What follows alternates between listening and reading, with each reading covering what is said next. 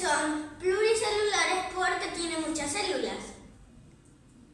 Los animales se clasifican de diferentes formas según su cuerpo en los vertebrados y en los invertebrados. Los vertebrados son los que tienen huesos y los invertebrados son los que no tienen huesos.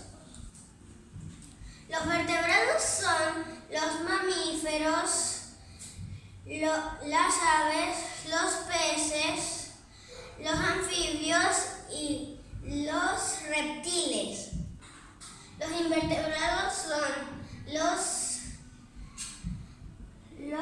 artrópodos, los moluscos, los equinodermos, los celentéreos y los poríferos. Los animales también se clasifican por su alimentación.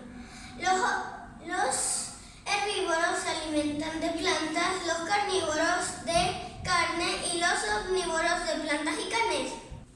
Y por último se clasifican según su reproducción.